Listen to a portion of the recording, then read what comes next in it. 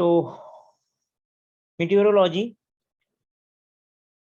the science that studies the interrelationship between the various components of air, nature's natural cycles, geological movement of the earth, climate is called the meteorology. तो कहने का मतलब इसके अंतर्गत हम लोग क्या क्या देखते हैं, तो हम लोग एयर के बारे में देखते हैं, ठीक है, various component of air, air का कौन कौन सा कंपोनेंट होता है, कौन कौन सी गैसेस पाई जाती हैं, नेचुरल साइकिल उनकी कैसे चलती है, यानी कि वो एक फॉर्म से दूसरे फॉर्म में कैसे कन्वर्ट होती हैं, ठीक है, plus geological movement of the earth, earth का जो मूवमेंट होता है अपने ही एक्सिस पे या फिर अपने एक्सिस के अलावा कौन कौन सा मूवमेंट है, क्लाइमेट चेंज कैसे होता है। तो बेसिकली ये सारी चीजें जो है मीटेरोलॉजी में आती हैं। Meteorology include the study of the storm, यानी कि जो तूफान आता है उसकी स्टडी करना, क्लाउड्स की स्टडी करना, रेनफॉल, थंडर, लाइटनिंग, ये सब एक्चुअल में इन सब की स्टडी जो है हम मीटेरोलॉजी में करते हैं। तो यहाँ पे depending upon the study of the such factor weather forecast are made. तो इन सब की स्टडी करने के बाद कि भाई क्लाउड कैसा होगा, यहाँ पे कितना प्रेशर है, कितना गर्मी है, कितना ह्यूमिडिटी है, अगर इतनी गर्मी होगी तो इस गर्मी से क्या क्या चीजें हो सकती हैं, ये सब जज करने के बाद तब जाके हम मौसम बताते हैं उस पर्टिकुलर एरिया का। तो मैंने बताया था कि एक छोटे से एरिया का जो कम टाइम में, एक लिमिटेड टाइम के बीच में जो टेम्परेचर या फिर मौसम रहता है उसी को वेदर बोलते हैं, और लॉन्ग टर्म तक जो वेदर रहता है, यानी कि लंबे समय तक, अगर लंबे समय तक सपोज करो कि यहाँ पे 3 महीने बरसात है, 3 महीने गर्मी, 3 महीने ठंडी, तो गर्मी मैक्सिमम टाइम है क्योंकि बरसात में भी तो गर्मी ही होती है, थोड़ी बहुत ठंडी पड़ जाती है, लेकिन नेचुरली तो गर्मी है, बाकी गर्मी में गर्मी ही है। तो यहाँ का टेम्परेचर, यहाँ का जो क्लाइमेट होगा वो हॉट होगा, ऐसा बोलेंगे। क्लाइमेट क्या होता है, एवरेज होता है ओवरऑल वेदर का, ठीक है, और क्लाइमेट हमेशा एक लार्ज एरिया का होता है, छोटे एरिया का नहीं। जैसे वेदर जो होगा, ठीक है, वो कम टाइम के लिए होता है, एक छोटे से एरिया का हो सकता है, मुंबई का वेदर ये है, या महाराष्ट्र का वेदर भी बोल सकते हैं, लेकिन क्लाइमेट हमेशा महाराष्ट्र, गुजरात, बंगाल इस तरीके का बोला जाता है।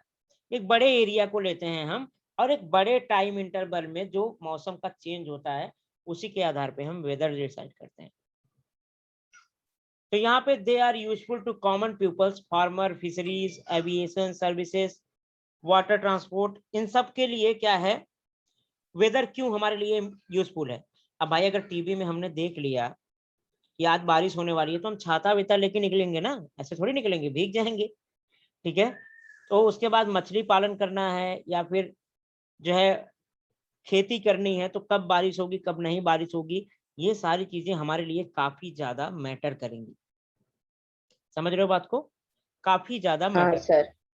तो water transport and various other organisation, तो ये हर तरीके से हमारे लिए फायदेमंद है।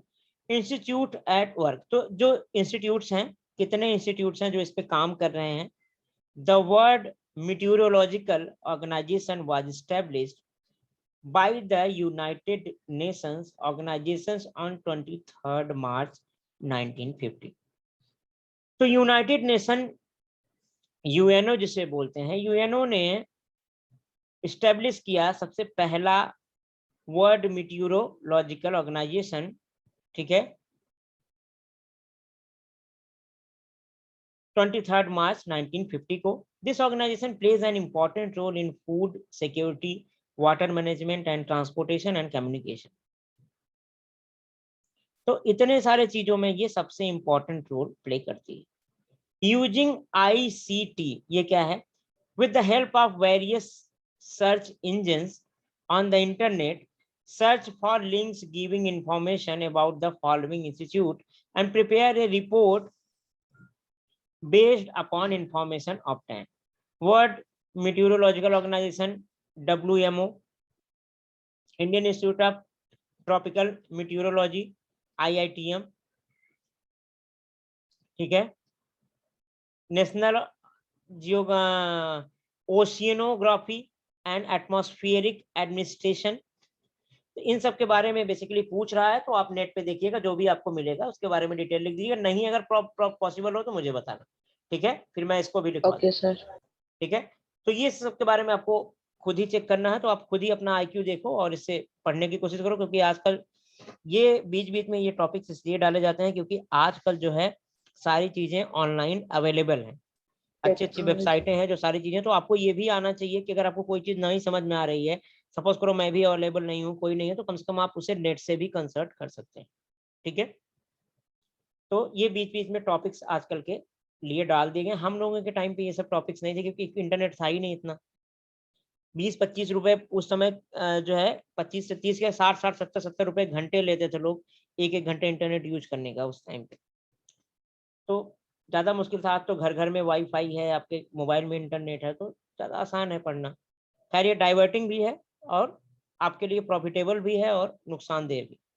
आप दिन भर यूट्यूब पे गाने सुनिए और फेसबुक चलाइए तो नुकसानदेह है, लेकिन अगर आप उसमें सर्च करके कुछ पढ़िए तो प्रॉफिटेबल है। तो इंडियन मीटियोरोलॉजिकल डिपार्टमेंट, अब इंडिया में कैसे ये चीजें गवर्न होती हैं, क्योंकि आप देखते हैं कि अलग अलग टेलीविजन पे जो गवर्नमेंट में वेदर न्यूज बताते हैं लोग, ठीक है। एक वेदर का समाचार ही आता था, मौसम समाचार। उसमें क्या बताते थे कि आज यहाँ बारिश होगी, आज यहाँ का मौसम साफ रहेगा, यहाँ का टेम्परेचर इतना रहेगा। तो ये सब स्टडी करके ही बताते थे जो इंडियन इंस्टीट्यूट होते थे, उन्हीं से ये इंफॉर्मेशन मिलती थी। The Indian meteorological department was founded by British in 1875। तो सोचो, भारत में ब्रिटिशर्स ने 1875 में ही बना दिया था, एट द शिमला, शिमला में ही। Its head office is at the Pune, और इस समय इसका हेड ऑफिस पुणे है। Its regional offices are at Mumbai, Kolkata, Chennai and Nagpur and Delhi. तो कभी भी आप समाचार सुनते होंगे, मौसम समाचार, वेदर न्यूज जो आती है, तो देखो 4 महानगरों का तापमान वो बताते हैं। मुंबई का तापमान ये है, कोलकाता का ये है, चेन्नई का ये है, नागपुर का ये और दिल्ली का ये। पहले नागपुर का नहीं बताते थे, दिल्ली का, 4 ही का बताते थे। अब नागपुर में भी स्टेबल हो गया।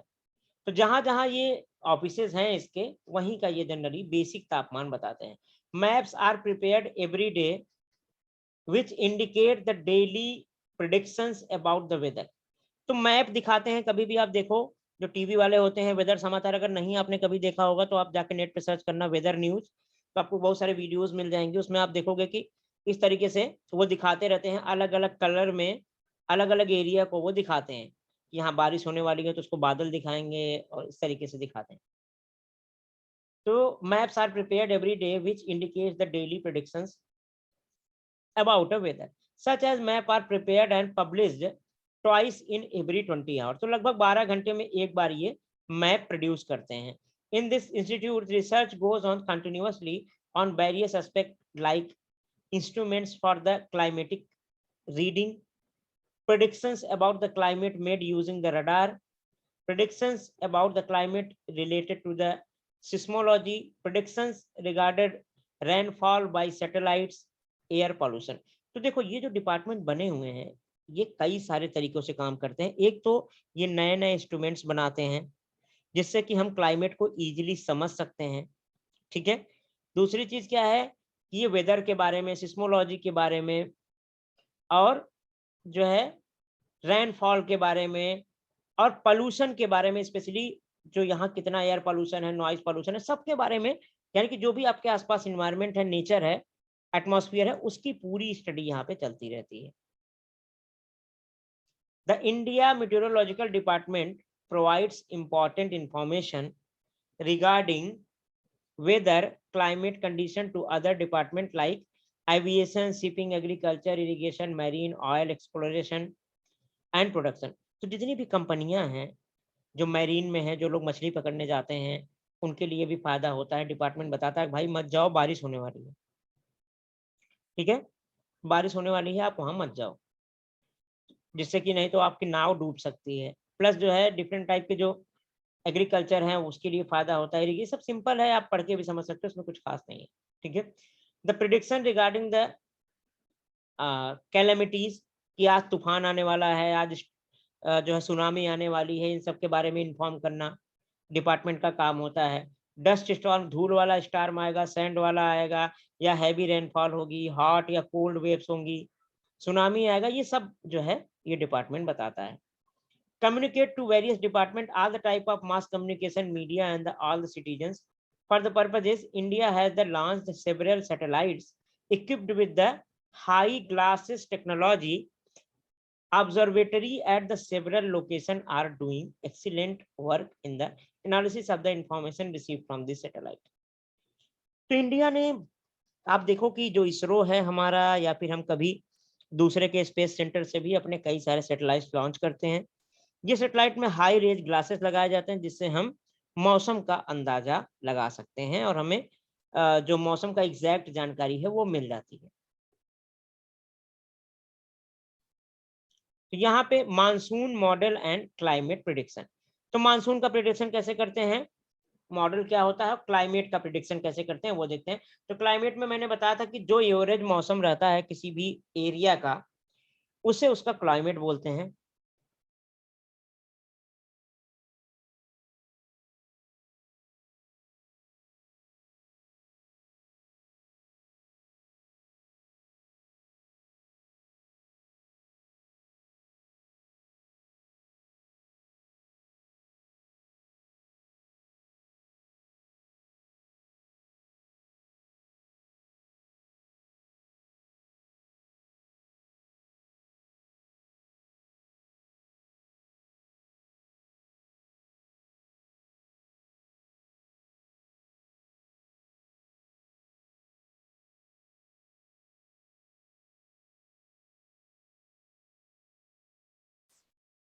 Monsoon model and climatic prediction.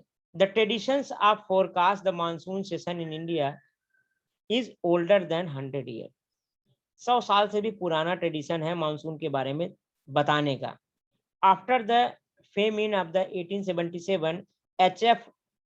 Blandford, the founder of the IMD, had made the such a predictions for the first time, taking the snowfall in the Himalayas as a parameter for this prediction.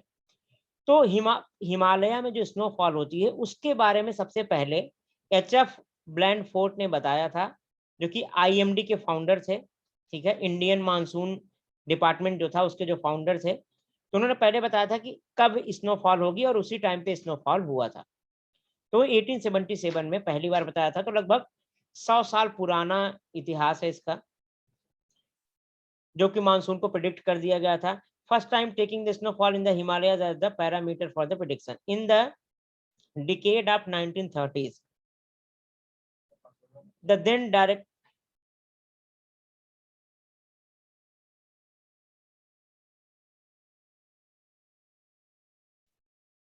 ठीक है, तो यहाँ पे क्या है, कहाँ थे हम लोग, ठीक है, 1930 the then director of IMD Sir Gilbert Walkers and underlined the relationship between the various worldwide climatic factor and the Indian monsoon. तो यहाँ तक तो फिलहाल के लिए क्या है, एच.एफ. ब्लैंडफोर्ड ने बताया था, प्रेडिक्ट किया था कि भाई कब स्नोफॉल होगी और उस समय स्नोफॉल हुआ। Himalaya as a parameter for the prediction, तो यहाँ तक तो हो गया। इन द डिकेड ऑफ 1930, अब 1930 के समय 1930 के टाइम पे, ठीक है, इन्होंने वो तक वही चलता था। देन डायरेक्टर ऑफ आईएमडी, ठीक है, 1930 के टाइम पे जो डायरेक्टर थे आईएमडी के वो थे Gilbert walker, had underlined the relationship between the various worldwide climate factor and the Indian monsoon.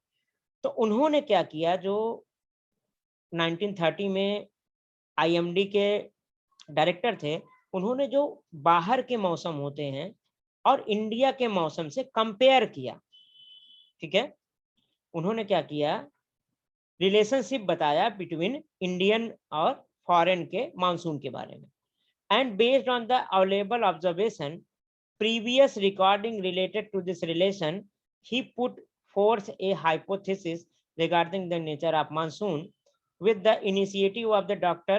Vasantrao Govarikar in the decade of the 1930. तो यहाँ पे क्या था, जो गिलबर्ट थे उन्होंने फॉरेन के मानसून को देखा, इंडिया को देखा, और जो पुराना रिकॉर्ड था, रिकॉर्ड क्या था कि भाई इस टाइम पे वर्षा होती है, इस टाइम पे ये होता है, इस टाइम पे ये होता है, ये सब पूरा रिकॉर्ड किया गया टाइम टू टाइम। फिर उसके आधार पे उन्होंने एक रिलेशन बताया, एक हाइपोथेसिस दी, और ठीक है, regarding the nature of monsoon, कि मानसून का आखिर नेचर क्या होता है, कब बारिश होती है, कितना प्रेशर पे बारिश होती है, कितना ह्यूमिडिटी पे बारिश होती है, ये सब पता करके उन्होंने को रिलेट करके एक हाइपोथेसिस दी। ठीक है, उसके बाद क्या हुआ, 1990 के दशक में एक इंडियन साइंटिस्ट थे डॉक्टर वसंतराव गोवरीकर। उन्होंने monsoon model based upon the 16 world wide climatic parameter was developed. तो यहां तक जो मैं बता रहा हूं आपको चीजें, सिंपली जो यहां तक हाइपोथेसिस दी गई थी वो किसने दिया था, गिलबर्ट वॉकर ने। उन्होंने बस विदेश का जो मौसम था भारत के मौसम से कोरिलेट किया, पुराने जो रिकॉर्ड थे उसके आधार पे उन्होंने बता दिया कि भाई इस टाइम पे बारिश हो सकती है, अगर ऐसा ऐसा कंडीशन बना तो, अगर ऐसा ऐसा कंडीशन बना तो बारिश नहीं होगी, स्नो नहीं होगी, स्नोफॉल नहीं होगा। लेकिन वो पूरा प्रॉपर ढंग से नहीं बता पाए थे। लेकिन 1990 में वसंतराव गोवरीकर जो साइंटिस्ट थे उन्होंने कई सारे पैरामीटर की स्टडी की, हवा का प्रेशर, हवा का दबाव, ह्यूमिडिटी, ठीक है, और जो है टेम्परेचर, सबकी स्टडी करने के बाद उन्होंने 16 पैरामीटर्स को आधार मान के एक मॉडल दिया था, ठीक है, मानसून मॉडल। तो वही चीज है, डॉक्टर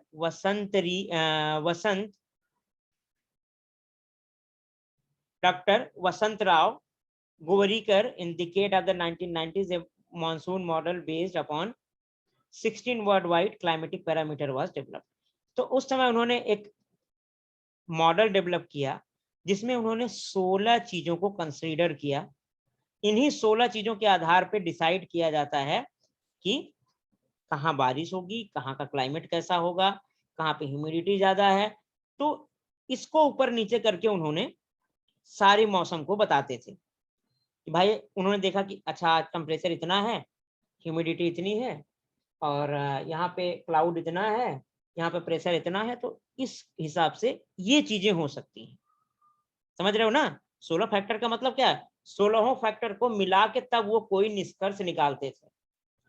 तो वो वाला जो मॉडल था वो आपके इंडियन साइंटिस्ट ने डेवलप किया था। This model was in use from 1990 to 2002। तो इनका मॉडल जो है 1990 से लेके 2002 तक जो मौसम बताने का तरीका होता था, इन्हीं के मॉडल के आधार पे बताया जाता था कि कहाँ पे बारिश होगी, कहाँ पे। काफी हद तक इनका जो फंडा था वो काम कर रहा था। तो 1990 से लेकर 92 तक गोवरीकर का मॉडल यूज किया गया। यहां तक समझ में आया, कोई दिक्कत तो नहीं है? नहीं सर। सिंपल है, कुछ खास नहीं है, बिल्कुल थ्योरी ही है। ठीक है, अब दूसरा आ गया मैथमेटिकल मॉडल, जिसे डायनेमिक मॉडल भी बोलते हैं। Forecast are made with the help of the mathematical models which take into account estimate of the current weather related events and ongoing physical interaction between them। data ठीक है, data about the current climatic parameters is mathematically analyzed with the help of para supercomputer। Various mathematical model based upon the daily geographic events are developed by supercomputer technology। तो देखो, जब computer technology आ गई तो हमने कई सारे mathematical model develop किए। तो मैथमेटिकल मॉडल में क्या हुआ कि जो ये 16 पैरामीटर थे इनको हमने फिक्स कर दिया। पहले हम क्या करते थे, स्टडी करते थे तब बताते थे, फिर हमने इसको कंप्यूटराइज फॉर्म में फिट कर दिया। तो हम केवल डाटा डालते थे इसमें कि हाँ आज का टेम्परेचर इतना है, आज का ह्यूमिडिटी इतना है, तुरंत वहां से डाटा निकल के आ जाता है कि आज बारिश होगी कि नहीं होगी, या चांसेस कितना है बारिश होने के। तो ये सुपर कंप्यूटर से हम लोग, ठीक है, एनालाइज कर लेते थे मैथमेटिकल तरीके से। तो उस तरीके से हमारे सामने मैथमेटिकल मॉडल रिप्रेजेंट हुआ।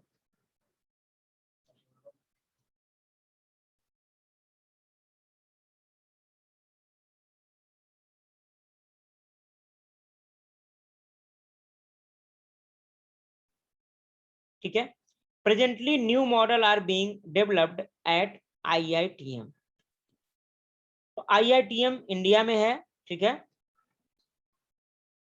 यहाँ पे IITM के द्वारा न्यू मॉडल डेवलप कर लिया गया है। Work in a progress, presently new models are being developed at, develop हो रहा है, अभी डेवलप हुआ नहीं है, ठीक है। Being developed at IITM, work is in progress at 2 levels, namely designing new models and developing new technology। तो दो चीजों पे फोकस कर रहे हैं कि नया मॉडल को डिजाइन करना, नया टेक्नोलॉजी बनाना, जिस टेक्नोलॉजी की सहायता से हम आसानी से किसी भी मौसम को देख सकते हैं। अभी तक क्या है, हमें कोई बताता है तभी पता चलता है, लेकिन सपोज करो हमारे मोबाइल में भी अब बहुत सारी चीजें आ गई हैं जिससे हमें मौसम का पता लग जाता है। उसी तरीके से नई नई टेक्नोलॉजी का डेवलप करना जिससे हम इजीली पता कर सकते हैं। जैसे अर्थक्वेक के लिए काफी सारे इक्विपमेंट्स आ गए हैं, तो अभी कॉस्टली हैं वो, लेकिन तभी भी बता देते हैं अर्थक्वेक आने से पहले कि अर्थक्वेक आने वाला है, ठीक है। तो basically designing new models and developing a new technology, the main focus is on the developing of radar system and satellite technology.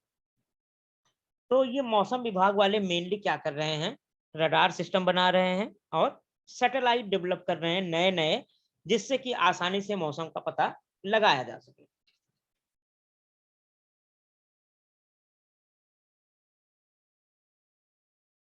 उसके बाद यहाँ पे है होलिस्टिक मॉडल। होलिस्टिक मॉडल क्या है? In this model predictions are based upon those parameters used in other model which have the greatest effect on the monsoon. तो holistic model में क्या किया जाता था, जैसे अभी आपने पढ़ा कि ऊपर जो गौरीकर साहब थे उन्होंने 16 पैरामीटर्स को यूज किया था किसी भी मौसम को बताने के लिए, ठीक है। फिर मैथमेटिकल मॉडल आया उसी का यूज करके। तो होलिस्टिक मॉडल ऐसा था कि इस मॉडल के थ्रू हम केवल उन्हीं पैरामीटर को लेते थे जो मौसम को सबसे ज्यादा इफेक्ट करते थे। जैसे सबसे ज्यादा इफेक्ट मौसम पे किसका होता है? टेम्परेचर का होता है, ह्यूमिडिटी का होता है, ठीक है। ह्यूमिडिटी के हिसाब से टेम्परेचर चेंज होता है, और प्रेशर का। तो ऐसे जो सबसे ज्यादा इंपॉर्टेंट पैरामीटर्स होते हैं, होलिस्टिक मॉडल में हम उन्हीं पैरामीटर को देखते थे, उसी के हिसाब से हम इसको डिसाइड करते हैं, ठीक है। उसी के हिसाब से हम इसे डिसाइड करते हैं। यहाँ पे in this model predictions are based upon the those parameter used in other model which have the greatest effect on the monsoon. Nowadays predictions delayed by IMD are collective outcome of the various model. This is the called the holistic model. तो यहाँ पे देखो सबसे पहले important क्या है, in this model predictions are based upon the those parameters used in other model which have the greatest effect on the monsoon. पहली चीज तो ये कि अगर क्वेश्चन आपको आया तो लिखना क्या है इसमें, सबसे पहले कि वो पैरामीटर यूज किए जाते हैं जो सबसे ज्यादा इंपॉर्टेंट होते हैं अदर मॉडल्स में, ठीक है। जैसे अदर मॉडल के हिसाब से जो मानसून निकालते हैं उसमें जो जो पैरामीटर होते हैं उसी को केवल हम कंसीडर करके अगर मौसम बताएं तो होलिस्टिक हो जाएगा। लेकिन आज के टाइम पे nowadays predictions declared by IMD are the collective outcome of various model. लेकिन आज के टाइम पे जो इंडियन मानसून जो डिपार्टमेंट है या IMD है, ठीक है, IMD जो मौसम को बताता है वो एक मॉडल को यूज करके नहीं बताता, वो अलग अलग कई मॉडलों का, जैसे होलिस्टिक मॉडल हो गया, मैथमेटिकल मॉडल हो गया, हर तरीके से वो रिजल्ट निकालता है। जिस मॉडल से सबसे अच्छा रिजल्ट, मतलब जो मॉडल एक ही रिजल्ट देते हैं, सपोज करो दो मॉडल बता रहा है कि नहीं बरसात नहीं होगी, एक मॉडल के हिसाब से आ रहा है कि बरसात होगी, तो वो दो मॉडल जो बता रहे हैं उसी के हिसाब से हम डिक्लेयर करते हैं। तो आजकल का जो मॉडर्न सिस्टम है उसमें हम हर तरह के collective outcome of various model, हर तरीके से हर मॉडल से हम मौसम चेक करते हैं, उसके बाद तब जाके उसे हम, ठीक है, दिखाते हैं। This is called the holistic model. तो बेसिकली क्या है होलिस्टिक, ऐसा बोल सकते हैं कि सबसे इंपॉर्टेंट पैरामीटर्स यूज करते हैं, ठीक है। दूसरी चीज, सभी मॉडलों के द्वारा जो रिजल्ट आता है उन सबको मिला के जो हम एक बेसिक रिजल्ट निकालते हैं उसी को बोलते हैं होलिस्टिक मॉडल, ठीक है। तो तो यहाँ पे होलिस्टिक मॉडल क्या है? This model the predictions are based upon those parameters used in the other model which have large greatest effect on the monsoon. Now it is the predictions declare. तो आजकल का जो होलिस्टिक मॉडल है उसमें हम सारे मॉडल्स को use कर रहे हैं और उसमें भी जो इंपॉर्टेंट पैरामीटर होते हैं उसी को हम देखते हैं। तो अभी समझ में आ गया, होलिस्टिक मॉडल आएगा तो लिख लोगे आप, कोई दिक्कत तो नहीं?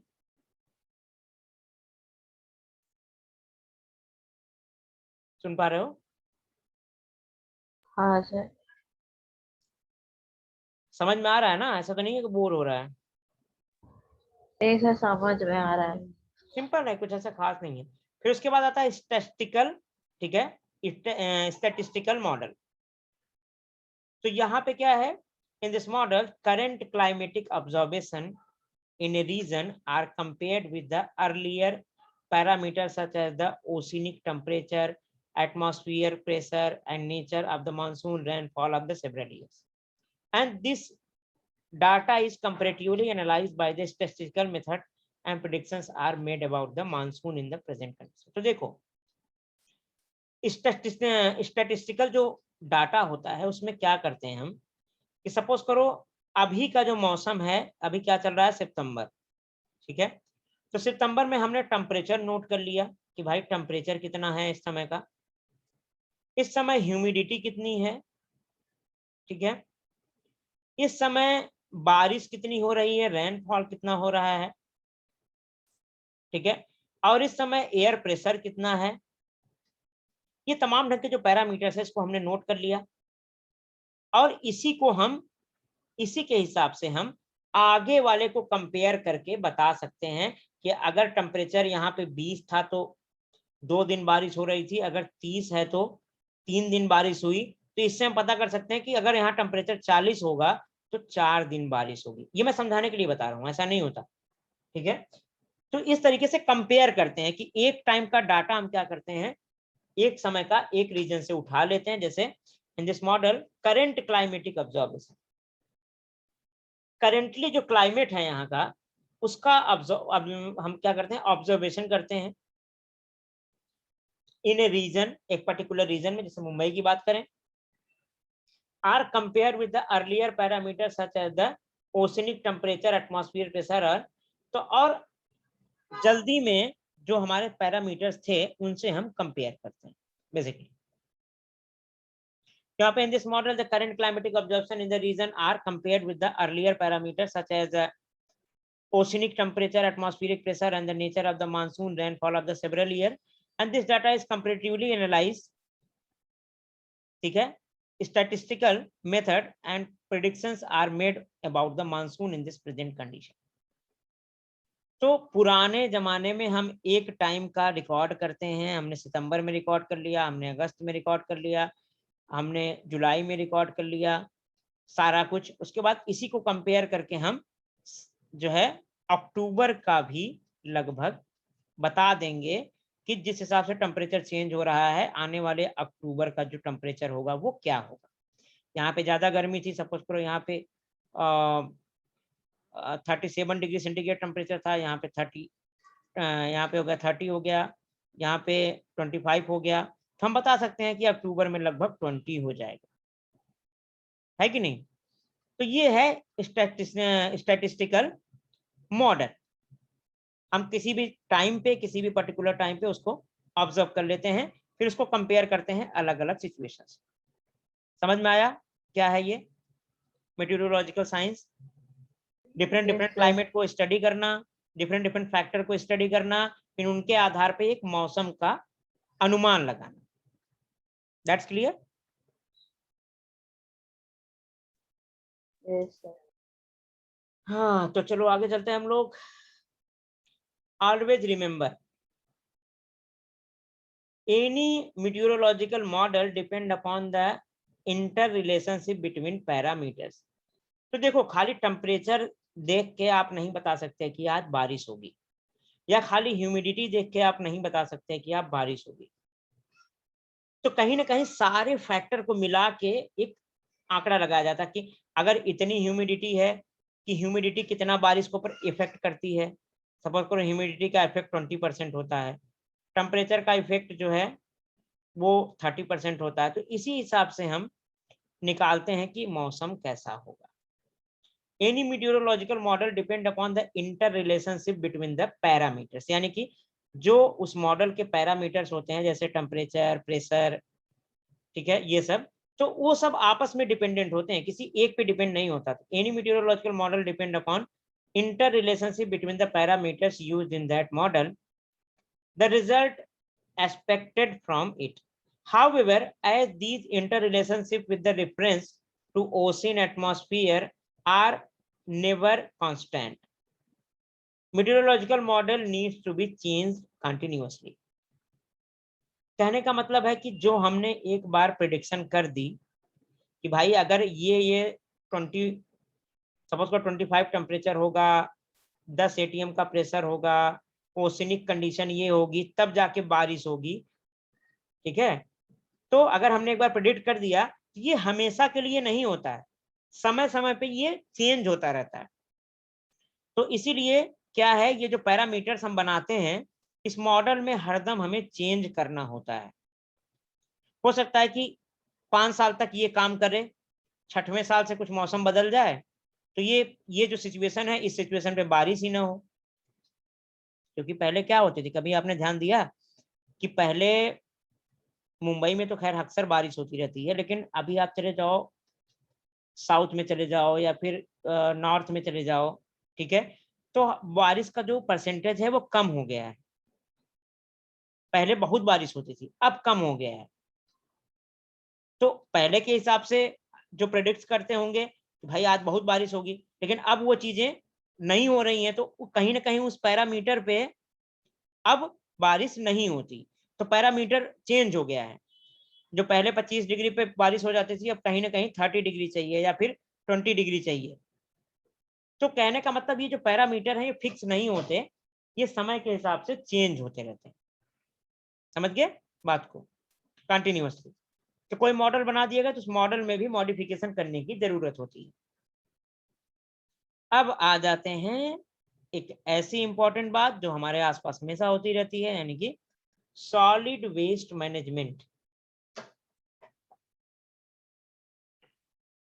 तो सॉलिड वेस्ट मैनेजमेंट क्या है?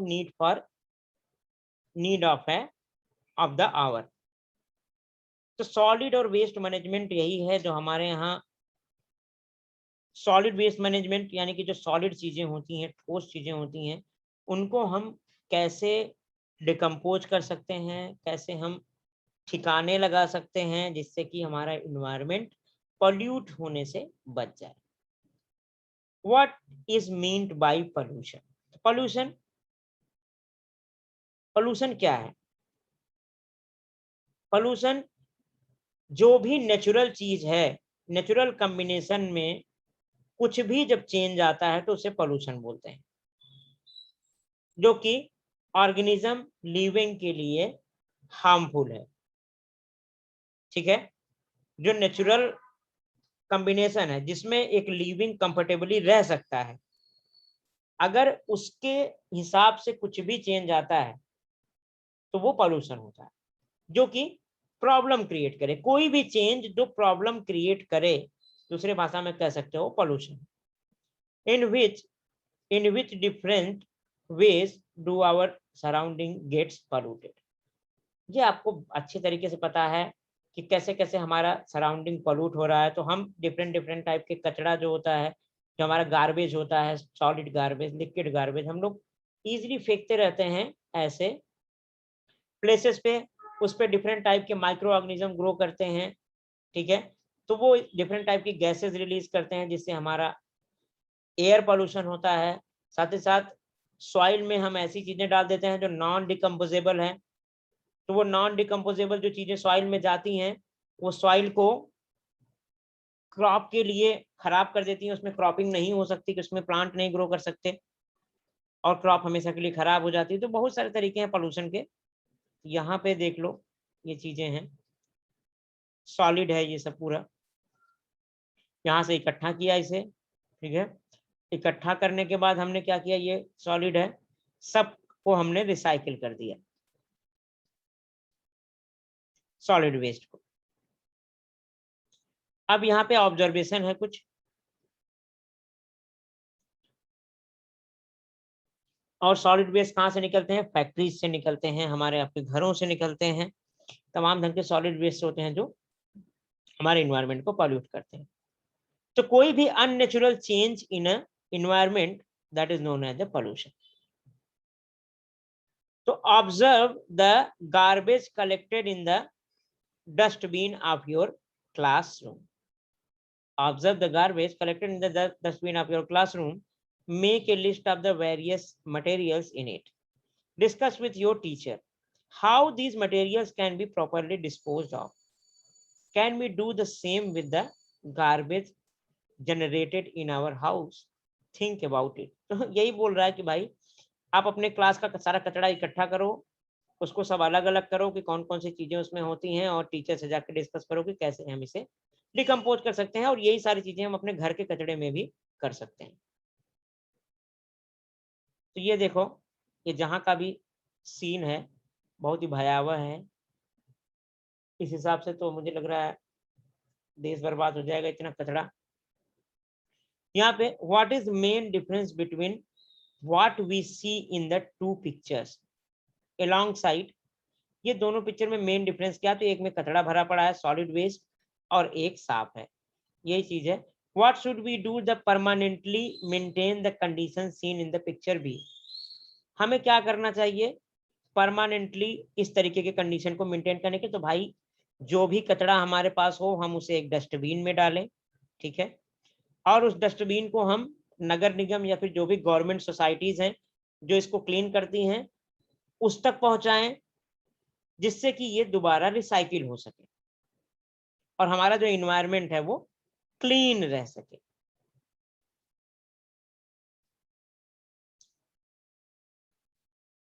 ये देखो, ये बिल्कुल आसान है, मैं फटाफट पढ़ता जाता हूँ क्योंकि इसमें ज्यादा कुछ ऐसा स्पेशल है नहीं, ठीक है। जो समझाने लायक था मैंने ऊपर आपको काफी सारा कुछ। सर हाँ बोलो ना। सर आप ऐसा करोगे कि आपके जो ओन वर्ड्स में मेरे को सिखा दो सर, बस कौन से? तो हो जाए। नहीं सर, मीन्स ये जो चैप्टर है ना सर पूरा, वो हाँ आपके ओन वर्ड्स में तो जल्दी हो जाएगा ना चैप्टर। अपने ओन वर्ड्स में बोलोगे तो मेरे को भी समझ में आएगा ना सर। हाँ हम हाँ, रीडिंग करेंगे तो बहुत टाइम होएगा ना सर, इसलिए वो। नहीं नहीं, मैं पढ़ के ही बता रहा हूँ, आप टेंशन मत लो, मैं पूरा बता रहा हूँ, ठीक है। और मैं पूरी कहानी के तरीके से ही आपको बता रहा हूँ, कोई दिक्कत नहीं, ठीक है। बस मैं एक बार पढ़ देता हूँ आपको ना, पढ़ने से क्या होता है पता चल जाता है कि इसमें चीजें कौन कौन सी हैं, ठीक है। तो मैं अभी आपको ऊपर अपने ही वर्ड में तो सब बता रहा था। और अभी आपका एग्जाम कब है? अक्टूबर में ना? Sir first week of October. First week of October. इसके बाद एक चैप्टर और बचेगा आपका, आई थिंक। हाँ सर, कोई दिक्कत वो नहीं। सर कंप्यूटर का बेस्ड है। हाँ क्या बोला? सर वो कंप्यूटर का बेस्ड हाँ चैप्टर है। कोई दिक्कत नहीं है, कंप्यूटर बेस्ड चैप्टर है, कोई दिक्कत नहीं, ठीक है। बहुत आसानी से हो जाएगा, इसमें भी सिंपल है, बस एक बार मैं पढ़ दे रहा हूँ, आपको बेसिक्स बता दे रहा हूँ, फटाफट हो जाएगा। तो many waste material are generated through the various daily human activities. This is called the solid waste. If these waste material are the properly disposed of, they can be valuable source of the energy. Currently, solid waste in the various worldwide problem as it cause the both water and the soil pollution. Solid waste is also serious problem from the point of view of the economic growth, environmental degradation, and the health, and it is past a serious threat to the nature and human habitat because of the air, water, and soil pollution it causes. तो देखो, कहने का मतलब इस पूरे para का यही है कि आजकल हमारे डेली लाइफ में, ठीक है, हमारी जो डेली लाइफ है उसमें हम ढेर सारा सॉलिड वेस्ट निकालते रहते हैं। जैसे कि कुछ भी हम खाते हैं उसके प्लास्टिक्स फेंक देते हैं, ठीक है, या फिर कोई भी ऑर्गेनिक वेस्ट रहता है वो भी सॉलिड वेस्ट में आता है, जो भी सब्जियां कटी हुई रहती हैं या फिर सब्जियों के पार्ट्स रहते हैं, या फिर कुछ भी हम खाते हैं तो प्लास्टिक, सीसी जो बॉटल्स होती हैं, शीशे की बॉटल्स होती हैं, सारा सॉलिड वेस्ट में है। तो इसमें से काफी कुछ ऐसे हैं कि अगर हम इसको इकट्ठा करके जला दें तो ये एज ए फ्यूल भी काम कर सकता है। एज एनर्जी बन सकती है, या फिर हम इसको रिसाइकिल भी कर सकते हैं। ठीक है, तो अगर हम इसको रिसाइकिल नहीं करेंगे और ऐसे ही पड़ा रहता है तो ये काफी सारी सीरियस प्रॉब्लम्स कॉज करता है। जैसे अगर ये सॉइल में जाएगा तो सॉइल पोल्यूशन कॉज करेगा, क्योंकि सॉइल में जो प्लास्टिक्स वगैरह जाती हैं वो नॉन डिग्रेडेबल होती हैं। ठीक है, नॉन डिग्रेडेबल होंगी तो यहाँ पे क्या होगा, जो आपके प्लांट्स होंगे उसकी रूट्स वगैरह जो इसमें जाएंगी वो रूट्स खराब हो जाएंगी, क्योंकि उसको ना खाना मिलेगा ना पानी मिलेगा, है कि नहीं। साथ ही साथ इसका मतलब है कि जिस भी जमीन के अंदर गार्बेज वगैरह होगा, सॉलिड वेस्ट होगा, वो जमीन बेकार हो जाएगी। ठीक है, अगर इनऑर्गेनिक सॉलिड हुआ जैसे कि आपका प्लास्टिक्स वगैरह हुआ तो। दूसरी चीज क्या है, अगर ये सॉलिड वेस्ट ऐसे जमीन पे पड़ा रहेगा, जैसे ऑर्गेनिक सब कटी हुई सब्जियों के टुकड़े जो होते हैं, ब्रेड होता है, खराब खाना होता है जो हम ऐसे ही फेंक देते हैं, तो यहाँ पे बहुत सारे बैक्टीरिया वायरसेस ग्रो करेंगे जो हमें डिफरेंट टाइप के डिजीजेस कॉज करेंगे। साथ ही साथ यहाँ से बहुत सारे गैसेस भी निकलेंगी जो हमारे एयर पोल्यूशन को भी बढ़ाएंगी। ठीक है, तो ये सारी तमाम ढंग की चीजें हो सकती हैं। साथ ही साथ ये बह के पानी में जाएगा तो पानी में सड़ेगा, ये वहां पे डिकम्पोज होगा तो डिफरेंट टाइप के गैसेस रिलीज करेगा और पॉइजन्स रिलीज करेगा। तो कहने का मतलब है कि जो सॉलिड वेस्ट है यहाँ पे, उसको अगर हम ध्यान से डिस्पोज नहीं करेंगे तो वो हमारे लिए एक हैजार्ड बन सकता है। यहाँ तक समझ में आ गया?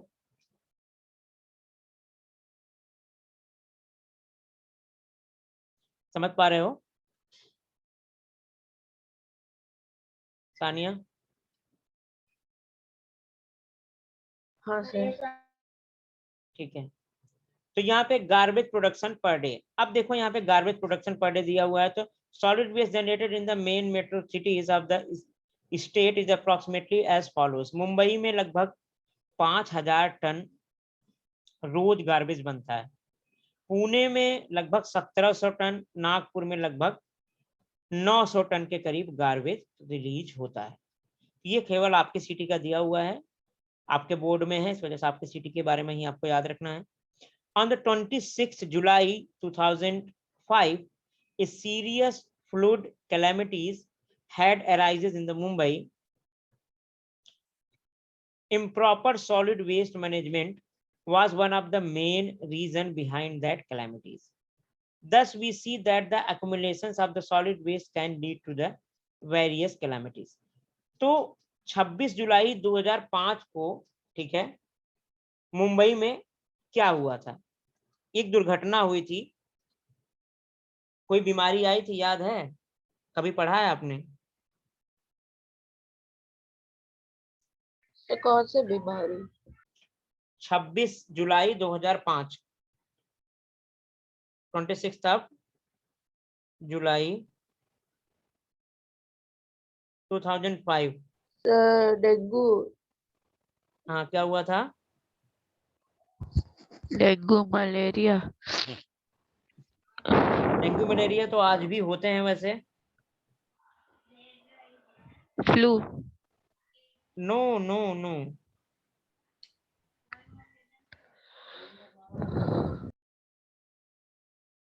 एक बाढ़ आई थी, ठीक है, बाढ़ होती है ना पानी की, ठीक है, हैवी रेनफॉल हुआ था, समझ गए बात को। और ये गार्बेज की वजह से ही हुआ था, बाढ़ जो बाढ़ आई थी, ठीक है, 26 जुलाई 2005 को, ये इसी की वजह से हुआ था। और जो बारिश इतनी ज्यादा हुई कि गार्बेज के कारण जो पूरे सीवर थे वो जाम हो गए थे, इसलिए पूरा मुंबई जो है पानी में डूबने लगा था। समझ गए बात को, लिखा भी हुआ है यहाँ पे, serious flood calamities has arised in the Mumbai improper solid waste management की वजह से, क्योंकि जो सॉलिड वेस्ट होते थे वो जाके नाले में फंस जाते थे, फंस गए, और जिसकी वजह से क्या हुआ, जो इतनी ज्यादा बारिश हुई वो सारा बारिश का पानी रुक गया। समझ गए बात को। तो ये एक भयंकर बाढ़ आई थी 2005 में मुंबई में, और इम्प्रॉपर सॉलिड वेस्ट मैनेजमेंट की वजह से, जो आज भी एक हैजार्ड है। आ गया बात समझ में? तो अगर आए तो आप लिख पाओगे ना कि क्या हुआ था मुंबई में? 26 जुलाई 2005 को फ्लड आया था फ्लड आया था मुंबई ड्यू में, to the accumulations of garbage, solid waste. exactly. Make a survey of the building or area where leaf categorize the garbage as degradable and non degradable waste. तो यहाँ पे देखो ऑब्जर्व करने के लिए बोला है कि आप अपने आसपास की बिल्डिंग्स में जाइए, ठीक है, जहां आप रहते हैं, और आप गार्बेज को कैटेगराइज करिए कौन सा डिग्रेडेबल है। तो जो भी बायोलॉजिकल होगा, जो भी ऑर्गेनिक होगा, जैसे सब्जियां होती हैं या फिर फल होते हैं, टुकड़े होते हैं, या फिर कोई ऑर्गेनिज्म मर गया, या फिर कुछ ऑर्गेनिक चीजों से रिलेटेड जो भी चीजें होंगी वो डिग्रेडेबल होंगी। जो इनऑर्गेनिक चीजें होती हैं जैसे प्लास्टिक्स वगैरह हो गया, पॉलीमर हो गया, ये सब बायो नॉन डिग्रेडेबल होते हैं। जैसे पॉलीथीन देखो बायो नॉन डिग्रेडेबल थी, तो इसको धीरे धीरे इंडिया में बैन कर दिया गया, लेकिन आज भी लोग, जो चीजें बैन होती है वो ज्यादा ही बिकना शुरू हो जाती हैं। ये दुर्भाग्य है इंडिया का। लेकिन फिलहाल के लिए क्या है, जो प्लास्टिक्स बैग वगैरह होते हैं that is a bio non degradable, ठीक है। Approximately now much solid waste is generated in a week. Make a list of the factor responsible for it. तो जो सॉलिड वेस्ट इतना निकल रहे हैं उसके लिए कौन कौन से फैक्टर रिस्पॉन्सिबल है। तो देखो फैक्टर तो रिस्पॉन्सिबल है कि जनसंख्या ब्लास्ट हो रहा है। जनसंख्या ब्लास्ट होने की वजह से लोगों की नीड बढ़ रही है, लोगों के सामान बढ़ रहे हैं, नए नए इन्वेंशन हो रहे हैं, नए नए आविष्कार हो रहे हैं, नई नई चीजें आ रही हैं मार्केट में, और सबसे बड़ी चीज अर्बनाइजेशन हो रहा है, यानी कि शहरीकरण, नए नए शहर बन रहे हैं। तो शहरों में सामान को ट्रांसपोर्ट करने के लिए, लेके जाने के लिए, बहुत सारी चीजों के लिए सॉलिड चीजें जो है वो रिलीज होती हैं। सॉलिड चीजों की जरूरत पड़ती है, पॉलीथीन की जरूरत पड़ती है, प्लास्टिक बैग्स की जरूरत पड़ती है, प्लास्टिक बॉक्स की जरूरत पड़ती है, साथ ही साथ ऑर्गेनिक वेस्ट भी होते हैं जो, ठीक है, ऑर्गेनिक वेस्ट भी होते हैं जो निकलते हैं, जैसे हम सब्जियां काटते हैं, फल काटते हैं, तो ये सारे रीजंस होते हैं बेसिकली सॉलिड वेस्ट जनरेट होने के, ठीक है। एक वीक में तो make a list of the factor responsible for it, किस वजह से जो है इतना सारा वेस्ट निकल रहा है।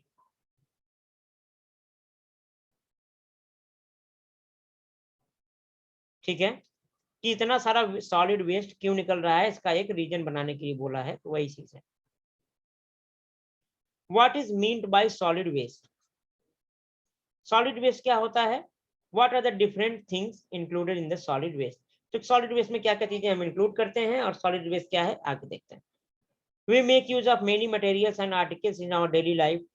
They are the different kinds. Some of them are the reusable, but other have to be discarded. However, if they are not properly disposed of, it affects the environment adversely. तो solid waste क्या होते हैं, ऐसे waste होते हैं जो solid state में होते हैं, साथ ही साथ उसमें से जो नॉन डिस्पोजेबल होते हैं बेसिकली, ठीक है। तो हम अपने डेली लाइफ में बहुत सारे मटेरियल्स को यूज करते हैं, जिसमें से कुछ जो है डिस्पोज हो जाते हैं, जो कुछ डिस्पोज नहीं होते हैं। तो यहाँ पे we make use of the many materials, ठीक है, and articles in our daily life. They are of the different kinds, some of them are reusable, कुछ को हम बार बार यूज करते रहते हैं, जैसे मान लो स्टील की, मेटल की बाल्टी है, या फिर ग्लास है, या फिर थाली है, हम लोग यूज करते रहते हैं। लेकिन वहीं पे प्लास्टिक वाली चीजें भी कुछ दिन यूज करते हैं, लेकिन जल्दी हम उन्हें डिस्पोज कर देते हैं। या फिर पॉलिथीन में सब्जियां लेके आते हैं, उसे जल्दी डिस्पोज कर देते हैं। तो दो तरीके की चीजें यूज करते हैं, बार बार यूज करते हैं या फिर उसे डिस्कार्ड कर देते हैं। कोई भी आप टॉफी खाते हो, चॉकलेट खाते हो, उसके रैपर्स को तुरंत फेंक देते हो, डिस्कार्ड कर देते हो। However, if they are not properly disposed of, it affect the environment. तो अगर इसमें से जो भी चीजें बाद में सड़ के इन्वायरमेंट में नहीं मिलेंगी, एज इट इज पड़ी रहेंगी, तो वो हमारे लिए थ्रेड कॉज करेंगी। आप सोचो, अगर आप चॉकलेट खा रहे हो रोज 10 के रैपर्स आप फेंकना शुरू कर दो, ठीक है, 10 के रैपर, तो 10 दिन में तो आपका पूरा रूम ही गंदा हो जाएगा ना। तो कहीं ना कहीं वो आपको इरिटेशन कॉज करेगा। और रैपर्स, हाँ, 100 रैपर्स हमारे रूम में रहेंगे। अच्छा 100 रैपर्स, हाँ एग्जैक्टली, 100 रैपर्स रूम पे रहेंगे 10 दिन में। तो सोचो आप उस रूम के आसपास अगर रैपर में बैठे रहोगे तो कैसा लगेगा आपको, आप ढंग से सांस ले पाओगे? नहीं ले पाओगे क्योंकि उसकी स्मेल आएगी और भी बहुत सारी चीजें होती हैं। तो आपके सामने ही दिख गया कि आपको प्रॉब्लम क्रिएट कर रहा है ये। अब सोचो नेचुरली कितना प्रॉब्लम क्रिएट कर रहा होगा ये। तो यहाँ पे क्लासिफाई किया गया है, read the following table carefully and what do you notice, make a list of the discuss. Domestic waste कौन कौन से होते हैं, यानी कि जो घरेलू चीजें होती हैं उसमें से कौन कौन से वेस्ट निकलते हैं। तो उसमें से सब्जियों के टुकड़े निकलते हैं, वेस्ट फूड निकलता है, प्लस जो हम पॉलिथीन्स वगैरह होते हैं खाते हैं, ये सब आपके डोमेस्टिक वेस्ट में आते हैं। तो waste food, papers, plastic bags, vegetable waste, fruit, skins, जो हमारी स्किन भी शेड ऑफ होती रहती है, जो हमारे बाल वगैरह निकल टूटते रहते हैं, या स्किन भी हमारी शेड ऑफ होती रहती है, जो ग्लासेस होते हैं, सीट, मेटल सीट्स होते हैं, आर्टिकल्स होते हैं, ये सारे हमारे डेली वेस्ट में आते हैं। इंडस्ट्रियल वेस्ट क्या होते हैं, केमिकल्स निकलता है, पिगमेंट्स निकलता है, स्लग्स निकलता है, राख निकलती है, एस और बहुत सारे मेटल्स भी निकलते हैं। हैजार्डस वेस्ट क्या होते हैं, जो हमारे लिए एक हैजार्ड होते हैं, हमारे लिए एक नुकसान कॉज करते हैं। तो chemicals generated in the various industry, जिससे हमें नुकसान पहुंचता है, डायरेक्ट नुकसान पहुंचता है। हैजार्डस क्यों बोलते हैं, क्योंकि ये हमारे लिए, हमारे हेल्थ के लिए डायरेक्ट नुकसान करते हैं। रेडियो एक्टिव मटेरियल जैसा कि यूरेनियम हो गया, और भी बहुत सारे आइसोटोप्स हो गए, जो हमारी परमाणु इंडस्ट्री है, जो एटॉमिक इंडस्ट्री है, न्यूक्लियर पावर, जहाँ पे परमाणु बम बनते हैं, एटम बम बनते हैं, उस जगहों की जो रेज निकलती है वो कहीं ना कहीं हमारे शरीर को इफेक्ट करती है और कैंसर जैसे बीमारियों को कॉज करती है। जो हमारे एक्सप्लोसिव होते हैं वो हमारे लिए हैजार्ड हैं। इन्फेक्शियस मटेरियल जैसे कि बैक्टीरिया या फिर पॉइजनस मटेरियल, ये सब चीजें जो है हमारे हैजार्ड्स में आती हैं। फार्म एंड गार्डन वेस्ट, तो जो खेतों से वेस्ट निकलता है और गार्डन वेस्ट होता है, जनरली फार्म और जो गार्डन वेस्ट में केवल जो आर्टिफिशियल केमिकल हम लोग यूज करते हैं, जैसे कोई भी खेत में प्लांट है उसमें कोई कीड़ा लग गया तो हमने दवाई छिड़काव कर दिया उसको, ठीक है, मेडिसिन डाल दिया। तो उसमें से कुछ मेडिसिन ऐसी होती हैं जो कुछ ऑर्गेनिज्म को नुकसान कर पहुंचाती हैं, जो ऑर्गेनिज्म हमारे लिए यूजफुल हैं, ठीक है, सॉइल का टेक्सचर चेंज करती हैं। लेकिन बाकी जो वेस्ट होते हैं फार्म के, जैसे पत्तियां हो गई, स्टेम हो गया, रूट हो गया, और उसमें जो ऑर्गेनिज्म होते हैं, तो ये सब तो बायोडिग्रेडेबल होते हैं, तो ये सब हमारे लिए हैजार्ड नहीं होते, बल्कि हमारे लिए फायदेमंद होते हैं। तो लीफ हो गया, फ्लावर हो गया, ब्रांचेस हो गई ऑफ द ट्री हो गई, क्रॉप रेजिड्यू हो गया like straw, animals urines, dung, pesticide, remains of various chemicals and fertilisers. तो ये सब होते हैं फार्म और गार्डन के वेस्ट, जिसमें से जो फर्टिलाइजर्स जो पेस्टिसाइड होता है और वेरियस केमिकल हम यूज करते हैं, ये दोनों हमारे लिए हार्मफुल और हैजार्डस होते हैं। उसके बाद इलेक्ट्रॉनिक वेस्ट में क्या है, तो इलेक्ट्रॉनिक वेस्ट जैसे ही बात आती है, इलेक्ट्रॉनिक चीजें क्या क्या आप यूज करते हो, अभी आप मोबाइल यूज कर रहे हो, ठीक है, मोबाइल के अंदर डायोड लगता है, डिफरेंट टाइप के इक्विपमेंट्स लगते हैं, उसमें डिफरेंट टाइप के मेटल्स लगते हैं, तांबे का वायर यूज होता है, कापर का, सिल्वर का वायर यूज होता है, जैसे जो डायोड ट्रायोड बनता है, जो पीसीबी बनती है उसके मटेरियल यूज होते हैं। तो इलेक्ट्रॉनिक वेस्ट भी बहुत सारे होते हैं। आप देखो कोई भी खराब मोबाइल हो जाएगा एकदम, तो आप बच्चों को दे दोगे खेलने के लिए, बच्चा क्या करेगा, कुछ दिन खेलेगा, उसके बाद वो डस्टबिन में डाल देगा। अब डस्टबिन में चला गया तो वो क्या हो गया, इलेक्ट्रॉनिक वेस्ट हो गया, ठीक है। यहाँ पे non functional TV sets, cell phones, music system, computers and their parts are comes in electronic waste. तो आप आराम से समझ सकते हो सोच के कि कौन सा इलेक्ट्रॉनिक वेस्ट में आएगा, कौन सा गार्डन और फॉर्म वेस्ट में आएगा, कौन सा हैजार्डस है, कौन सा इंडस्ट्रियल वेस्ट है, ठीक है, आराम से समझ सकते हो। बायोकेमिकल वेस्ट, अब बायोकेमिकल वेस्ट क्या है, बैंडेजेस, ड्रेसिंग्स, जो मेडिकल में यूज होते हैं इक्विपमेंट्स, बायोकेमिकल, बायो यानी कि बायोलॉजिकल, यानी कि जो बायोलॉजिकल यानी कि जूलॉजी बॉटनी, ठीक है, इन सब में जो यूज होते हैं। मेडिकल में बायोमेडिकल यानी कि मेडिकल में यूज होने वाले बायोलॉजिकल चीजें, तो बैंडेज हो गया, ड्रेसिंग हो गया, ग्लव्स हो गया, नीडल हो गया, सैलाइन हो गया, बॉटल्स हो गई, मेडिसिन हो गई, मेडिसिन बॉटल हो गया, टेस्ट ट्यूब हो गया, बॉडी पार्ट, ब्लड, जो ब्लड रिलीज होता है, जैसे कोई भी ऑपरेशन करते हैं तो ब्लड निकलता ही है, ठीक है, कोई भी ट्रॉमेटिक चीज करते हैं तो ब्लड निकलता है, इंजेक्शन होते हैं, और हॉस्पिटल्स, ब्लड बैंक्स और लेबोरेटरी, इन सब से क्या है, ये सब बायोकेमिकल वेस्ट में आते हैं। अब आ जाते हैं अर्बन वेस्ट में। तो अर्बन वेस्ट में बहुत सारी चीजें होती हैं, ये सारी चीजें अर्बन वेस्ट में आ जाती हैं। Waste generated through the household industries, जो छोटी छोटी घर इंडस्ट्री लगी हुई होती हैं, उनसे वेस्ट रिलीज होता है शहरों में। Large commercial and industrial establishment, क्योंकि शहरों में बड़ी बड़ी फैक्ट्रियां लगती हैं तो वहां से भी वेस्ट आता है। कैरी बैग्स होते हैं, मैंने बताया आपको कि शहरों में कैरी बैग्स की जरूरत पड़ती है, क्योंकि गांव में तो सिंपली लोग हाथ में भी सब्जियां लेके चले आते हैं, लेकिन शहरों में ट्रांसपोर्ट करने के लिए कैरी बैग की जरूरत पड़ती है। Glasses, metals piece, rods, threads, rubber, paper, cans, soaps, vegetable, meat, markets, construction waste, ये सारी चीजें शहरों के वेस्ट में आते हैं। जो भी चीजें आपकी डेली लाइफ में हो रही हैं कहीं ना कहीं वे वेस्ट भी होती हैं, तो वही सारी चीजें वेस्ट में आपके इंक्लूड हो जाती हैं, ठीक है। और हाँ, एक चीज और, कि अभी बीच में आपका एक दिन फ्री रहेगा ना, शायद फ्राइडे या सैटरडे में आपका कोई लेक्चर नहीं है, तो उस दिन हम लोग लेक्चर रख सकते हैं एक्स्ट्रा, चलेगा?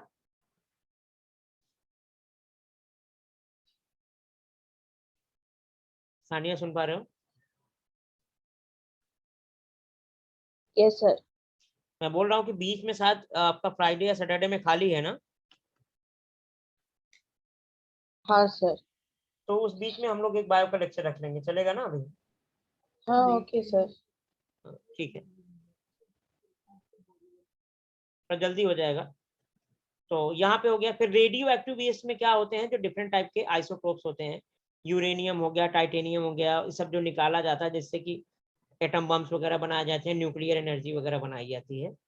तो स्ट्रॉन्सियम हो गया, सिरेनियम, सीरियम हो गया, बेरियम हो गया, यूरेनियम हो गया, और हैवी वाटर, ठीक है। हैवी वाटर जो होता है D2, क्या बोलते हैं हैवी वाटर, किसको बोलते हैं पता है? वाटर का फॉर्मूला क्या होता है? H2O। यहाँ पे हम डिफरेंट H2O। आइसोटोप्स यूज करते हैं, आइसोटोप्स जो है डिफरेंट आइसोटोप्स यूज करते हैं, ठीक है। तो तो वो हैवी वाटर होता है। तो यहाँ पे H+ जो होता है नॉर्मली H1 होता है ये, ठीक है, एक इलेक्ट्रॉन होता है, इस पे एक प्रोटॉन होता है, लेकिन हम H2 यूज करते हैं कहीं कहीं, तो हैवी वाटर यूज करते हैं, वहां पे आइसोटोप्स यूज करते हैं। तो radioactive material like strontium, cerium, barium and heavy water etc generated from the atomic energy plants, uranium mines, atomic research centers, nuclear weapon testing sites etc। तो जहां पे परमाणु बम का परीक्षण होता है, टेस्टिंग होती है, जहां पे न्यूक्लियर रिएक्टर्स लगे हुए हैं, न्यूक्लियर एनर्जी जनरेट करते हैं, ठीक है, तो यहाँ पे जो चीजें होती हैं वहां पे रेडिएशंस निकलती है, जिसे रेडियो एक्टिव वेस्ट बोलते हैं। अब माइनिंग वेस्ट क्या होते हैं? जो खदान होती है उसमें भी तो बहुत सारे वेस्ट निकलते हैं। तो जो भी चीजें हम निकालते हैं उसके बाद वहां पे गड्ढा छोड़ देते हैं हम लोग। सपोज करो यहाँ पे हम लोगों ने खोदना शुरू किया इस तरीके से, और यहाँ पे कुछ चीजें हमने निकाल ली, बाकी यहाँ पे ऐसे ही छोड़ दिया, यहाँ पे हैवी मेटल्स वगैरह छूट जाते हैं। Remains of heavy metals like lead, arsenic, cadmium UTC from the mines. तो जो हम खदान में से कुछ चीजें निकाल लेते हैं, उस जगह पे हैवी मेटल्स वगैरह एक्सपोज हो जाते हैं और इन्वायरमेंट को वो पलूट करते हैं। अब जैसे सपोज करो हम सोना निकाल रहे हैं खदान से, ठीक है, हम लोग AU निकाल रहे हैं, क्या, गोल्ड। तो गोल्ड के साथ कोई जरूरी थोड़ी कि खाली गोल्ड ही होगा, उसके साथ और भी इम्प्योरिटीज होती हैं, है ना। तो वो इम्प्योरिटीज क्या है, बेसिकली वेस्ट में आती हैं।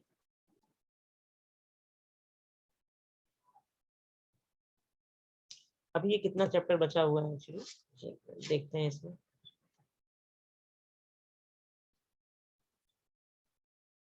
काफी बड़ा चैप्टर है वैसे ये। हाँ सर बहुत बड़ा है। ठीक है, हाँ तो नेक्स्ट इसी वीक में इसे खत्म कर देंगे, खत्म हो जाएगा, क्योंकि इसमें कुछ खास है नहीं, बस समझने वाली चीजें ही हैं। ठीक है,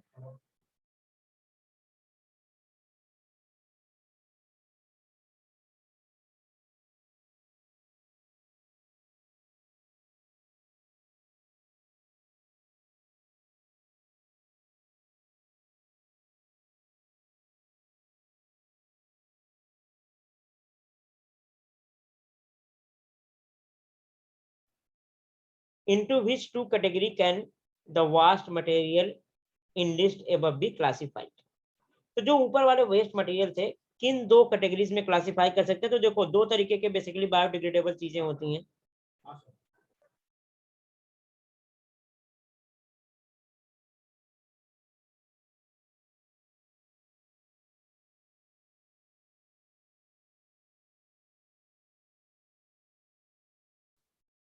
ठीक है, तो ठीक है, तो यहाँ पे बायोडिग्रेडेबल वेस्ट और बायो नॉन डिग्रेडेबल, यानी कि ऐसे वेस्ट जो होते हैं जो इजीली कुछ टाइम के बाद 6 महीने, एक दिन, 2 दिन, 4 दिन, 6 महीने, 8 महीने, 10 महीने में अपने आप ही डिस्ट्रॉय हो जाते हैं, डिकम्पोज हो जाते हैं, उसे बोलते हैं बायोडिग्रेडेबल वेस्ट। तो ये कोई दिक्कत वाली बात नहीं है, ये वेस्ट जो होते हैं अगर ज्यादा भी हुए तो कुछ दिन में ये डिग्रेड हो जाएंगे और स्पॉइल्ड हो जाएंगे। लेकिन जो बायो नॉन डिग्रेडेबल होते हैं, यानी कि ये कई सालों तक, हजारों सालों तक ये पड़े रह सकते हैं, जैसे पॉलिथीन वगैरह होती है, तो वो सब नुकसान कर सकता है हमारे लिए। तो इसको हम दो कैटेगरीज में डिवाइड कर सकते हैं सारे वेस्ट को, biodegradable and bio non degradable. This type of waste is easily degradable by microbes. तो जो बायोलॉजिकल चीजें हैं, जैसे कोई भी प्लांट का वेस्ट हो गया, सब्जियों का वेस्ट हो गया, प्लांट ये सब्जियां, एनिमल का वेस्ट हो गया, ये सारी चीजें जो होती हैं, या एनिमल प्रोडक्ट हो गया, प्लांट प्रोडक्ट हो गया, ये सब ऑर्गेनिक चीजें होती है। तो इन पे जो डिकम्पोजर्स होते हैं, इनको डिकम्पोज कर देते हैं और ये डिकम्पोज हो जाते हैं इजीली। तो this type of waste is easily degraded by microbes. It mainly include the kitchen waste, जैसे खराब फूड हो गया, फ्रूट हो गया, वेजिटेबल हो गया, एस हो गया, सॉइल हो गया, डंक हो गया, पार्ट ऑफ द प्लांट हो गया। ठीक है, तो ये सारी चीजें इजीली जो है माइक्रोब्स के द्वारा डिकम्पोज कर दी जाती है। ठीक है, this waste is mainly of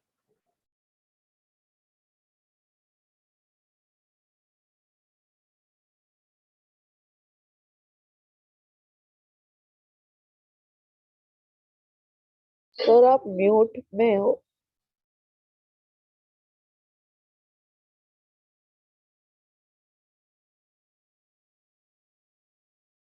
sir आप म्यूट में हो। Just a moment.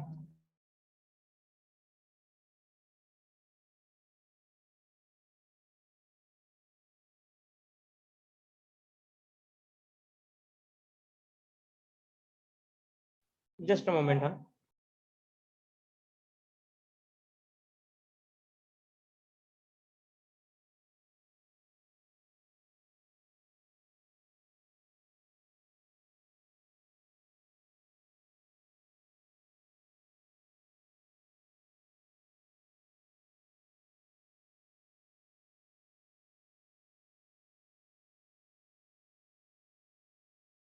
ठीक है, तो हम लोग बात कर रहे थे यहाँ पे बायोडिग्रेडेबल गार्बेज। तो this waste is mainly of organic type, is called the wet solid waste और वेट गार्बेज। ठीक है, तो वेट गार्बेज या वेट सॉलिड वेस्ट बोलते हैं इसको। तो वेट सॉलिड वेस्ट यानी कि गीला सॉलिड कचरा या फिर wet garbage, if it is carefully decomposed we can get the compost and fuel of the good quality from it. Such a biofuel projects have been started in the many cities.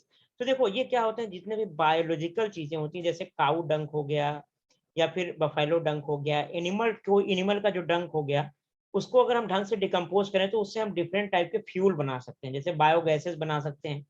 ठीक है, क्योंकि organic waste होते हैं तो इससे different type के methane ethane gases बनाई जाती हैं जो एज ए फ्यूल काम करती हैं। और साथ ही साथ जो कोयला निकलता है, आपने देखा, जो पेट्रोलियम निकलता है, जो डीजल निकलता है, ये सब क्या है? ये सब ऑर्गेनिक वेस्ट ही हैं, जो कई सालों तक जमीन में दबे हुए थे और फ्यूल में कन्वर्ट हो गए, डिग्रेड हो गए। समझ रहे हो बात को? तो कहीं ना कहीं ये अगर डिकम्पोज होंगे तो हमारे लिए फायदेमंद ही हैं, कहीं ना कहीं हमारे लिए यूजफुल चीजें देखे जाते हैं। जो पेट्रोलियम है वो क्या है? पुराने जमाने में ऐसा माना जाता था कि जंगल थे, जंगल जो है भूकंप वगैरह आया और ये दब गया जमीन के अंदर, ठीक है, और ये धीरे धीरे डिकम्पोज होके कोयला और पेट्रोलियम में कन्वर्ट हो गए। तो ये सब भी क्या होते हैं? ऑर्गेनिक वेस्ट में आते हैं। समझ में आई बात? तो जितने भी ऑर्गेनिक वेस्ट होते हैं वो वेट सॉलिड वेस्ट बोलते हैं उनको, और वेट सॉलिड गार्बेज बोलते हैं, ठीक है। अगर ये केयरफुली डिकम्पोज हो जाएं तो वी कैन कंपोज, हम इसमें बहुत सारे मेन्योर्स बना सकते हैं, खाद बना सकते हैं, जिससे हम अपने खेतों में दे सकते हैं, हमारी जो क्रॉप्स होगा वो अच्छा ग्रो करेगा। साथ ही साथ फ्यूल अच्छी क्वालिटी का हमारे पास हो जाता है। साथ ही biofuel project have been started in many cities. तो इसी का यूज करके हमारे बहुत सारे कंट्रीज में जो है डिफरेंट डिफरेंट टाइप की प्लांट्स लगाई जाती हैं, जिससे गैस बनता है। यहाँ तक समझ में आ गया? नॉन बायोडिग्रेडेबल में क्या होते हैं? ऐसे वेस्ट होते हैं जो कि इजीली डिग्रेड नहीं होते। तो अगर कोई चीज इजीली डिग्रेड नहीं हो रहा तो उनका क्या तरीका है कि उनको इकट्ठा करके हम फिर से रिसाइकिल कर दें, या फिर आर्टिफिशियल तरीके से उनको जो है डिग्रेड करें।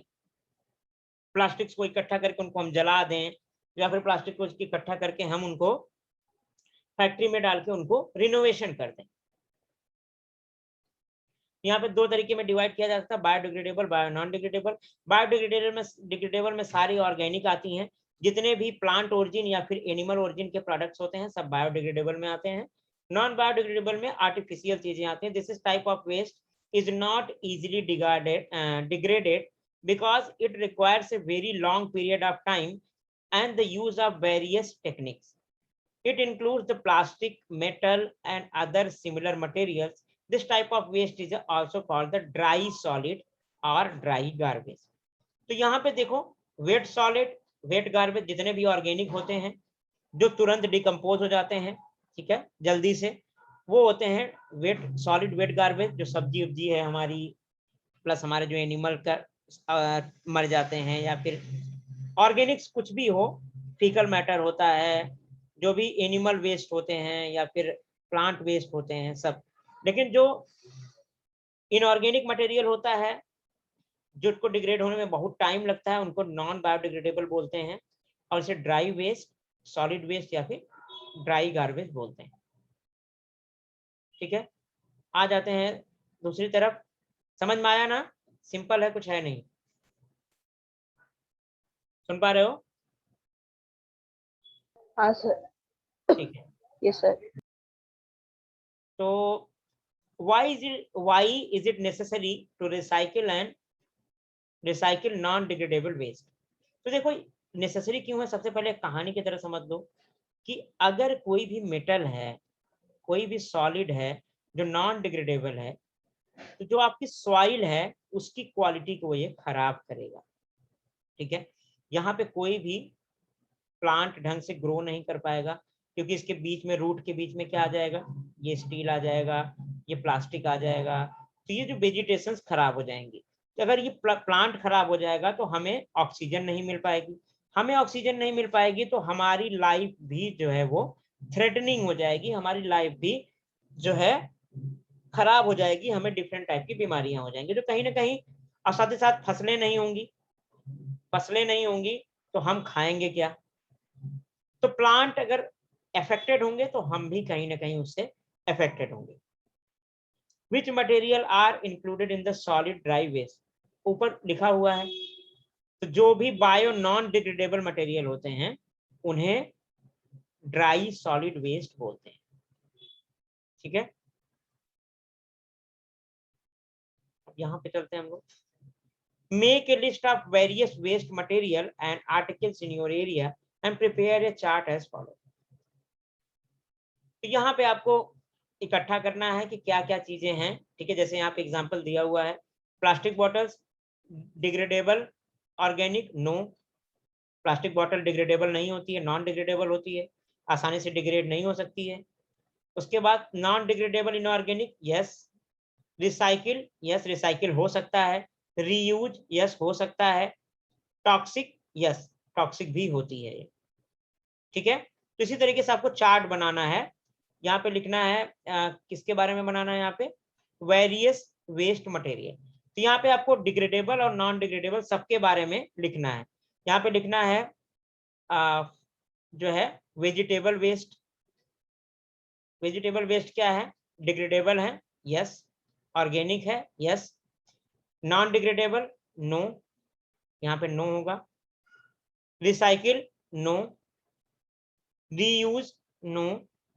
टॉक्सिक, नो, ठीक, सॉरी, हाँ टॉक्सिक, नो। तो ये टॉक्सिक नहीं होती हैं। उसके बाद यहाँ से फिर इसी तरीके से हमारे पास दूसरा आइटम होगा। तो हर चीज का जो भी आपके जो है वेरियस वेस्ट आपके आसपास हैं, उनका एक चार्ट बनाने के लिए बोल रहा है। तो आप जो भी आपके सामने ऊपर मटेरियल लिखा हुआ है उसी में से 2 4 10 निकाल के आप इस तरीके से बना दो। अब खोजने तो जाओगे नहीं, क्योंकि जो लिखा हुआ है वही सब होते हैं, है कि नहीं, कि जाके सबका डस्टबिन खोजोगे, ऐसा थोड़ी है। क्यों सानिया, सही है ना? हाँ सर। नहीं तो पढ़ाई से कचरा बीनना पड़ेगा, ऐसा नहीं करना है। तो अभी क्या करना है कि जो चीज ऊपर लिखी हुई है वही सारे मटेरियल्स होते हैं, उनका एक चार्ट बना के आपको टिक कर देना। Nowadays and the electronic devices, the cell phone is a very popular. From a mobile shop near your house, find out how they dispose of old and broken down cell phone. यहाँ पे बोल रहा है कि भाई आजकल mobile का business बहुत पॉपुलर है, लोग यूज भी कर रहे हैं। तो आप आपके आसपास बहुत सारे मोबाइल शॉप हैं, आप वहां जाके देखिए कि कैसे वो पुराने फोन्स को डिस्पोज करते हैं, ठीक है, कि कहाँ जाता है ये पुराने फोन। तो पहले तो पुराने फोन काफी समय तक लोग ऐसे ही फेंक देते थे, कोई लेता भी नहीं था, दुकान वाला ले लेता था, वो पड़ा रहता था उसके दुकान में। लेकिन काफी समय से आपने देखा होगा कि सेकंड हैंड मोबाइल भी काफी धड़ल्ले से बिक रहे हैं। तो वो क्या करते हैं, उसको रिसाइकिल कर देते हैं और रीयूज करने के लिए फिर से पब्लिक में भेज देते हैं। साथ ही साथ क्या करते हैं, जब एकदम खराब हो जाता है तो उसके इलेक्ट्रॉनिक इक्विपमेंट निकाल लेते हैं, इलेक्ट्रॉनिक सामान को निकाल के उसमें से जो मेटल्स वगैरह यूज हुए होते हैं उसको फिर से रीयूज कर लिया जाता है, ठीक है। जैसे कि semi solid semi conductors use किया जाता है सिलिकॉन वगैरह का, तो बनाने के लिए सेमी कंडक्टर डायोड ट्रायोड बनाने के लिए, तो फिर हम क्या करते हैं कि सारे पीसीबी से हम डायोड ट्रायोड निकाल लेते हैं, फिर उसमें से जो डिफरेंट मटेरियल यूज होते हैं उनको अलग अलग तरीके से प्योरीफाई कर लेते हैं। Using ICT, careful observe figure number 9.4 alongside, based on it send an email to your friend explaining the importance of the solid waste management. तो यहाँ पे आपको किसी फ्रेंड को ईमेल भेजना है, ठीक है। तो जो पूरा ऊपर डिटेल आपने पढ़ा उसके हिसाब से, इंटरनेट के नॉलेज के हिसाब से आपको अपने फ्रेंड को मेल भेजना है, जो भी है, तो आप मेल भेज देना भाई। इफेक्ट ऑन बायोडाइवर्सिटी, अब देखो इन पे बायोडाइवर्सिटी पे क्या इफेक्ट पड़ेगा। अगर हमारे पास बहुत सारे वेस्ट हो जाएंगे, आसपास कचरा गच जाएगा, तो हमें क्या क्या समस्या हो सकती है, बायोडाइवर्सिटी कैसे अफेक्ट हो सकती है। मैंने आपको बोला था कि हर एक इंसान एक दूसरे से जुड़ा हुआ है। जैसे यहाँ पे ट्रीज हैं, ठीक है, ट्रीज को कौन खाता है, गोट। गोट को कौन खाता है, जैक आपका लियोपार्ड हो गया, ठीक है। लियोपार्ड को कौन खाता है, लायन। फाइनली लायन को या फिर इन सबको जब मरने के बाद डिकम्पोजर्स क्या करते हैं, डिकम्पोज कर देते हैं, यानी कि डिग्रेड कर देते हैं डिकम्पोजर्स। तो अब एक चीज समझो, डिकम्पोजर्स भी क्या है, लिविंग है, लिविंग है ये। तो अगर ये वेस्ट आएंगे तो क्या होगा, अगर गोट के पास आ गया, सपोज करो प्लांट के पास आ गया, जमीन में आपने फेंक दिया, तो ये जमीन में चला जाएगा, इसके रूट को ग्रो करने में प्रॉब्लम क्रिएट करेगा, जो सॉलिड वेस्ट है, ठीक है। सॉलिड वेस्ट का हार्मफुल इफेक्ट देखो बस। तो ये सॉइल पोल्यूशन कॉज करेगा, तो ट्रीज जो है ढंग से ग्रो नहीं करेंगे, ट्रीज ढंग से ग्रो नहीं करेंगे तो बकरी को खाना नहीं मिलेगा, बकरी जिंदा नहीं रहेगी, गोट जिंदा नहीं रहेगी तो लियोपार्ड जिंदा नहीं रहेगा, ये जिंदा नहीं रहेगा तो लायन जिंदा नहीं रहेगा। ठीक है, तो हम लोग भी इसी प्लांट को खाते हैं, तो हम लोग भी नहीं रहेंगे। तो कहीं ना कहीं यहाँ ध्यान से देखो कि एक लोग इफेक्ट हो रहे हैं तो सब इफेक्ट हो रहे हैं। अब डायरेक्टली बकरी को भी, गोट को भी प्रॉब्लम हो सकती है। अगर यहाँ पे कुछ गिरा हुआ है, पॉलीथीन वगैरह, ये खा लेगी तो ये खुद ही मर जाएगी, या कोई वेस्ट ऐसा है जो पॉइजनस है, ये खा लेगी तो ये मर जाएगी। समझ रहे हो ना बात को। दूसरी चीज क्या है, अगर सॉइल पॉल्यूशन हुआ तो वहां पे जो ये माइक्रो ऑर्गेनिज्म है वो भी ग्रो नहीं कर पाएंगे ढंग से, क्योंकि जो सॉलिड वेस्ट होता है वो सॉलिड होता है, तो उनसे तो खाना मिलेगा नहीं माइक्रो ऑर्गेनिज्म को, इनको तो ऑर्गेनिक वेस्ट चाहिए। तो यहाँ पे सॉलिड वेस्ट होगा तो भाई माइक्रो ऑर्गेनिज्म भी डेड होने लगेंगे जब इनको खाना नहीं मिलेगा। तो इस चक्कर में पूरा इन्वायरमेंट जो है वो डिस्टर्ब हो जाएगा। तो यहाँ से वही चीज लिखा हुआ है, चार्ट बना हुआ है, चार्ट आप बना लेना। Harmful effect of the solid waste, effect on biodiversity, bad odour of waste, गंदी स्मेल आएगी तो वो भी एनिमल्स को परेशान करेगी, क्योंकि हम लोग गंदी स्मेल बर्दाश्त नहीं कर सकते। प्रोडक्शन ऑफ टॉक्सिक गैसेस, बाहर अगर हम वेस्ट छोड़ देंगे, चाहे वो बायोडिग्रेडेबल हो चाहे वो बायो नॉन डिग्रेडेबल हो, दोनों कंडीशन में बायोडिग्रेडेबल में ज्यादा चांसेस है कि टॉक्सिक गैसेस निकलेंगी उसमें से, मेथेन एथेन ये सब, जो कि हमें नुकसान पहुंचाएंगी। सपोज करो हमने यहाँ इसको फेंक दिया, सब्जियों को फेंक दिया और फल को फेंक दिया, ये सड़ जाएंगे तो ये स्मेल करने लगेंगे, और ये स्मेल क्या करेंगे, टॉक्सिक गैसेस निकलेंगी यहाँ से। टॉक्सिक गैसेस जो है एनिमल्स के पास जाएंगी, तो एनिमल क्या है, इसको बर्दाश्त नहीं कर पाएंगे और ये मरने लगेंगे, मरने लगेंगे ये। यहाँ पे degradation of the natural beauty, तो जो नेचुरली हमारे डिफरेंट टाइप के प्लांट हैं, डिफरेंट टाइप के एनिमल हैं, वो सब मरने लगेंगे। एयर पॉल्यूशन हो जाएगा, वाटर पॉल्यूशन हो जाएगा, सॉलिड पॉल्यूशन हो जाएगा, सॉइल पॉल्यूशन हो जाएगा, स्प्रेडिंग ऑफ डिजीजेस। तो ये सारी चीजें जो है सॉलिड वेस्ट कॉज कर सकता है प्रॉब्लम। ठीक है, हाँ sir. Yes sir. Necessity of solid waste management, तो देखो ऊपर जितनी भी चीजें लिखी हुई हैं उन सबको रोकने के लिए इस मैनेजमेंट, सॉलिड मैनेजमेंट को करना जरूरी है।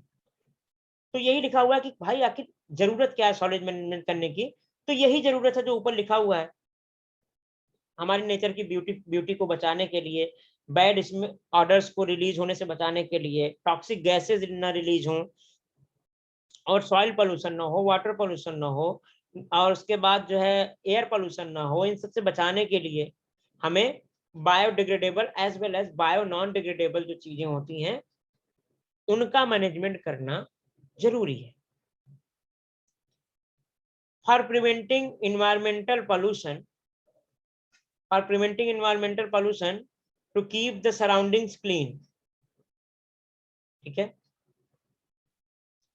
For preventing environmental pollution to keep the surrounding clean, for energy as well as fertilizers production, through that to generate the work and the employment opportunities, for preventing environmental pollution and keep the surrounding clean। तो पहला क्या reason है कि environment को clean रखने के लिए और पॉल्यूशन से रोकने के लिए हमें इसका मैनेजमेंट करना जरूरी है।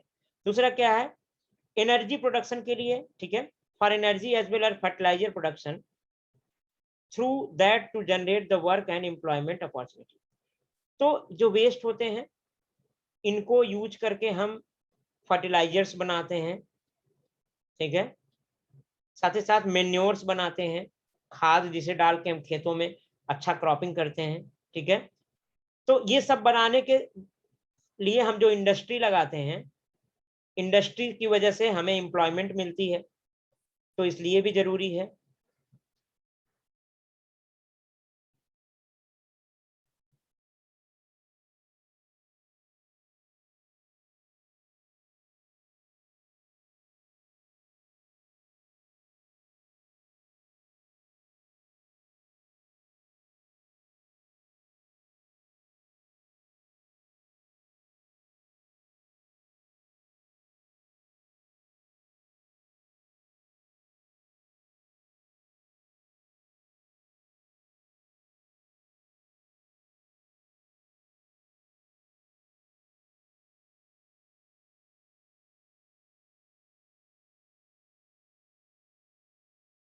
सुन पा रहे हो सानिया?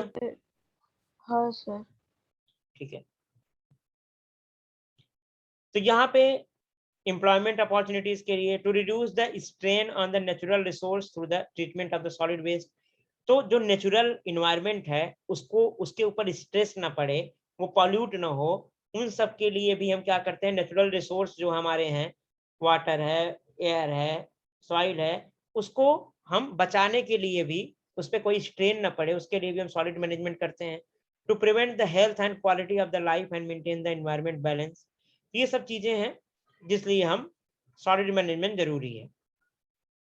यहाँ पे इट इज द, ये चारों चीजें आप याद रखो, सॉलिड मैनेजमेंट क्यों जरूरी है। It is the need of the hour to implement the solid waste management practices to avoid the possible problem due to the solid waste generated from urban and industrial area and to maintain the clean environment. To maintain the clean environment, for this purposes, we should implement measure like increase the efficiency of the production process so that the minimum waste will generated, reducing the garbage production by recycling and reuses of the material. तो देखो इसके लिए हम लोग क्या कर रहे हैं कि क्योंकि सॉलिड वेस्ट कम निकले, उसके लिए हम प्रोडक्शन की इफिशियंसी बढ़ा रहे हैं। सपोज करो हमने 10 केजी रॉ मटेरियल यूज किया, 10 केजी में सपोज करो हमारे पास 8 केजी प्रोडक्ट बन गया, ठीक है, और 2 केजी वेस्ट निकल गया, तो हम क्या करेंगे, इसकी इंडस्ट्री की इफिशियंसी को बढ़ा देंगे, जिससे 8 की बजाय 9 केजी तक या फिर 9.5 केजी तक हमारा प्रोडक्ट बन जाए, वेस्ट जो है वो बहुत कम निकले। तो इफिशियंसी हमने फैक्ट्रियों की बढ़ा दी। साथ ही साथ जो हमारे पास वेस्ट निकला है हम इसको दूसरे तरीके से रीयूज कर सकते हैं।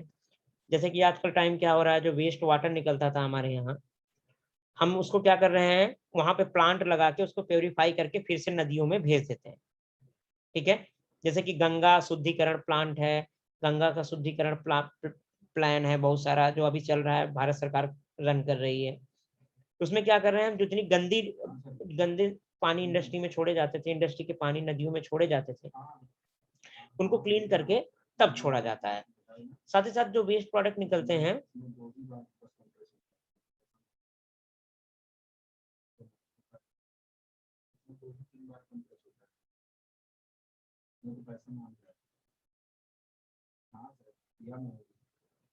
ठीक है, तो ठीक है, यहाँ पे आपका जो ये मटेरियल है इसको भी हम रीयूज कर सकते हैं। तो इससे क्या होगा, सॉलिड वेस्ट जो है वो बहुत कम रिलीज होगा, ठीक है। तो ये सारी टेक्निक्स हम अपना रहे हैं, रिसाइकिल कर रहे हैं, वेस्ट को रीयूज कर रहे हैं और इफिशियंसी ऑफ प्रोडक्शन बढ़ा रहे हैं, जिससे कि हमारा सॉलिड वेस्ट कम निकले। यहाँ पे scientific and eco friendly waste management, तो ये जो चार्ट बना हुआ है साइंटिफिक तरीके से, इको फ्रेंडली क्या है मैंने बताया था आपको ना, कि ऐसा चीज जो हमारे इन्वायरमेंटल के सुटेबल हो, वो इको फ्रेंडली है, ठीक है। तो ये चार्ट मैं बता देता हूँ, बाकी नेक्स्ट लेक्चर में हम लोग डिस्कस करेंगे। तो यहाँ से separation and categorisation of waste, सबसे पहले हम क्या करेंगे, सेपरेट करेंगे बायोडिग्रेडेबल, बायो नॉन डिग्रेडेबल। उसमें भी बायो नॉन डिग्रेडेबल में मेटल्स को अलग करेंगे, प्लास्टिक्स को अलग करेंगे, कांच को अलग करेंगे, ठीक है। तो इस तरीके से हम सारे वेस्ट को अलग अलग कर लेते हैं सबसे पहले। फिर क्या करते हैं, यहाँ पे कंपोस्टिंग करते हैं, जो ऑर्गेनिक होता है उसको खाद बना देते हैं, मेन्योर बना देते हैं, ठीक है। उसके बाद एक लैंड डिसाइड करते हैं हम, सेफ लैंड फिल साइट्स, वहां पे हम इसको जाके डिकम्पोज कर देते हैं। वर्मी कंपोस्टिंग, ये भी एक तरीका होता है डिकम्पोज करने का ऑर्गेनिक मैटर को। फिर उसके बाद जो इंडस्ट्रियल सॉलिड होते हैं, waste management, landfill method, यहाँ पे हम एक पर्टिकुलर लैंड डिसाइड करते हैं, जितना भी इंडस्ट्रियल वेस्ट होता है हम इधर उधर न फैला के उसको एक छोटे से जगह में जो है पैक कर देते हैं, जिससे क्या होता है वो पूरा काफी जगह पे न फैल के वो एक ही जगह पे कॉन्सिस्ट रहता है। तो ये साइंटिफिक मेथड होता है। साथ ही साथ क्या होता है, pyrolysis, energy production by burning of the waste, high temperature examples biogas and bioelectricity। तो काफी सारी चीजें आपने देखी होगी कि कचड़े से इलेक्ट्रिसिटी बनाई जाती है आजकल।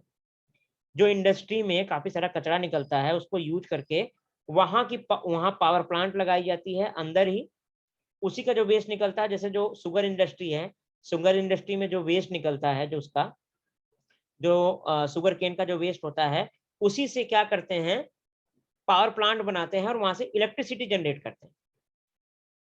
और जो ऑर्गेनिक वेस्ट होता है उससे बायोगैसेस बनाई जाती हैं। तो इस तरीके से जो वेस्ट होगा वो भी यूज हो जाएगा। साथ ही साथ क्या है, बायोकेमिकल वेस्ट। अब जो मेडिकल वेस्ट होते हैं, जैसे कि मैंने बताया था ड्रेसिंग हो गया, ब्लड हो गया, सिरिंज हो गया, निडल हो गया, इनको प्रॉपर तरीके से इंसाइनरेशन करते हैं इनका, यानी कि इनको एक जगह पे हम डिस्पोज करते हैं। इंसाइनरेशन मेथड के द्वारा हम इसका डिकम्पोजिशन करते हैं। नेक्स्ट लेक्चर में मैं इसको और डिटेल में आपको बता दूंगा। ठीक है, ये साइंटिफिक तरीके होते हैं वेस्ट को मैनेज करने के। समझ पाए? हाँ सर। चलो फिर हम लोग नेक्स्ट लेक्चर में इसी वीक में रखेंगे हम लोग नेक्स्ट लेक्चर भी, ताकि जल्दी खत्म हो जाए आपका। ठीक है, जो भी यस क्वेश्चन सर। वगैरह होगा आप ताकि पूछ सको फिर बीच में। चलेगा? चलो, all the best. Thank you sir. Bye sir. Bye.